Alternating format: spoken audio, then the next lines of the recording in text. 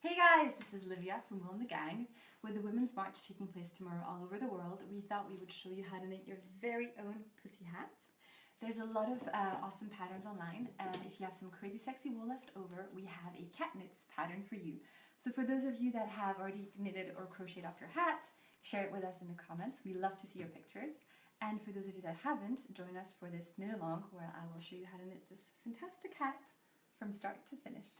So this project is great for beginner knitters because all you really have to know is how to knit and how to purl, so working stocking stitch. It should take you no more than two hours, so you'll be done with it pretty quickly. So for this hat, I used some crazy sexy wool. You'll need one ball of yarn. I used the pink lemonade color, but we have other shades of pink as well. So we have hot pink for this nice flashy magenta, or we have cameo rose for those of you that prefer the lighter pink. You'll also be using 8mm needles or size 11 US needles, and a sewing needle to join up your work, as well as some scissors. But I guess you'll have that at home. So let's get started. So as I mentioned, you'll be working in stocking stitch, but let me detail every single step. So let's cast on first of all. I like to use the cable cast on technique. I think it gives a nice elastic edge to hats, which is quite handy. So here's how you work the cable cast on.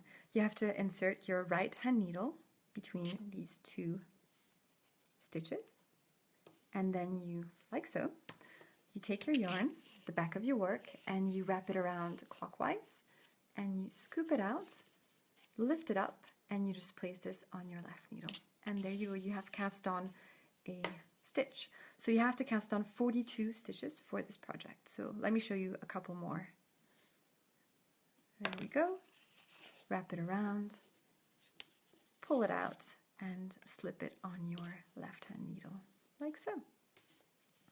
You don't have to make them very tight, just nice and firm like this. And then insert your needle between these two stitches, wrap it around, scoop it up, pull it up like so. Ooh, I have split the yarn. Let's do that one more time. So, yeah, this happens with this chunky wool. All right. Wrap it around, pull it out, and place it on your needle, and pull it down like that. So I have cast on a couple here, but you have to do it 42 times, as I said. So work until you have cast on 42 stitches. So once you've done that, you will start with a knit row. So for those of you who are not familiar with this technique, let me show you how to do a knit row. So you take your right hand needle, you insert it to the front, and then out at the back like so. You take your yarn at the back of your work, you wrap it around your needle clockwise, scoop it out like this, and then you slip it off and transfer the stitch to your right hand needle, and that's your first stitch. And then let's do it one more time. Out at the back like so, wrap it around clockwise, scoop it out, and transfer it. So now I've got 2 stitches on my right hand needle. And let me knit until the end of this row. So you'd have to do this 42 times, but I'm just showing you on a smaller sample. So it doesn't take a small scale. Baby hat. All right. Like so. So this is your knit row. There we go, nearly done. And then I will show you how to work a purl row. And last stitch. All right. So once you have knitted 42 stitches, we will be working at the back of your hat. So just for more detail, the back of your work will look like this with little bumps, whereas the front will have V's like so. Just if you can show them, little V's. And so the back's like little waves. Nice little bumps. So to work a Purl stitch, you need to keep your yarn at the front of your work, very important.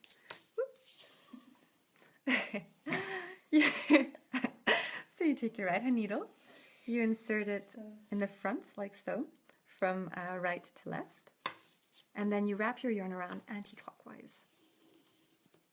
Keep it strong, firm, take it to the back, and transfer it to your right hand needle. And let's do that again slowly one more time. So you insert it like so, wrap it around, scoop it out, and transfer it to your needle. Let me finish this row just so you can see what kind of pattern or texture it's going to form on the front and on the back of the work.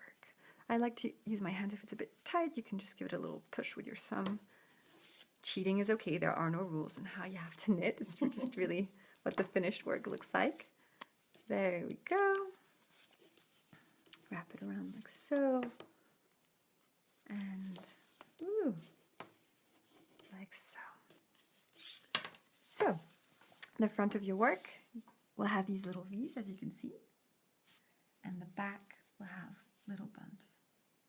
So for this project, you have to work 28 stitches, sorry, 28 rows, which will basically give you a hat that measures about 25 centimeters.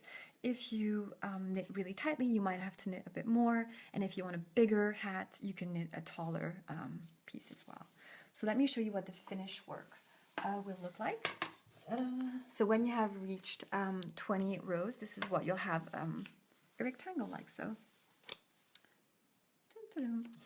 And so the only thing that's important is that your last row has to be a purl row, because we'll be casting on knitwise. So stocking stitch composed of a knit, purl, knit, purl, knit, purl, knit, purl, giving you this kind of pattern on the front, very smooth, and a bit more bumpy with little waves at the back. All right, so once you have knitted up all these rows, you have to cast off. So let me show you how to do that. So you'll be casting off knitwise, which means that this side has to be facing you, just like it's facing me now. So you have to transfer, basically knit 2 stitches, as if you're working in knit, and have those 2 stitches on your right hand needle, like so. And then you can either use the tip of this needle or just your hands to transfer this, to basically take this stitch and slip it over the other one, like so. Let me show it to you very slowly so you can see it in more detail.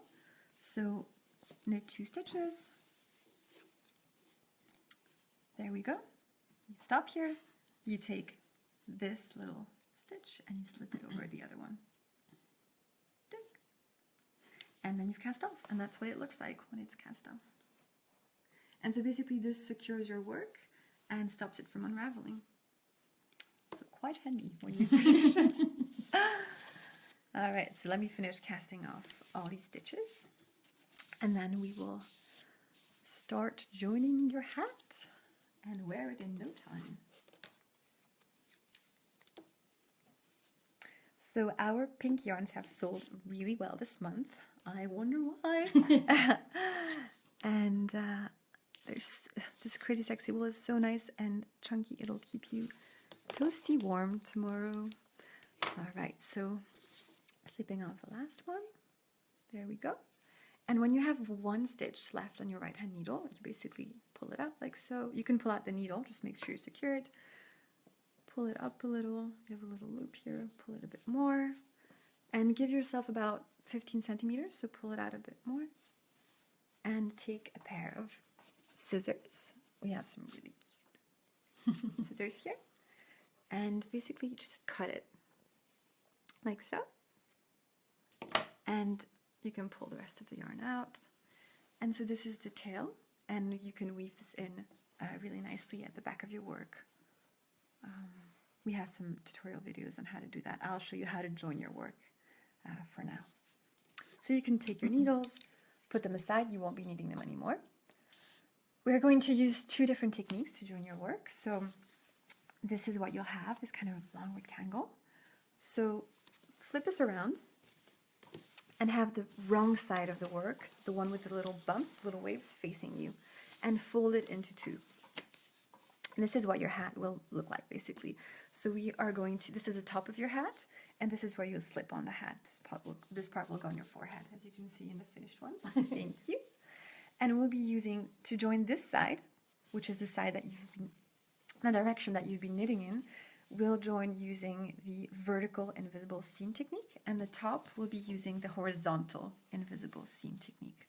So I'm going to use a different color yarn, just so you can see exactly what I'm working.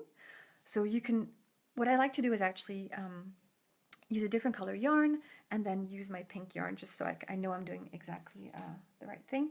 Something very important when you're joining your work is to line up your rows, just like when you're buttoning your shirt, right? You don't want it to be all kind of not aligned, right? Does that make sense? Yes.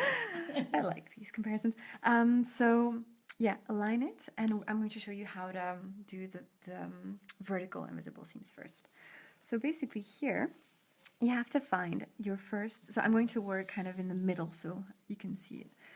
Find, yes, your first your first horizontal little bar like this. I'm going to start here, but, okay, actually, let's start at the very bottom.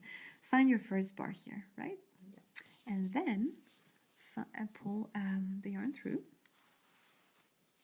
And then find the little bar on the other side that corresponds to that one. So let's go looking for it, and it should be somewhere here.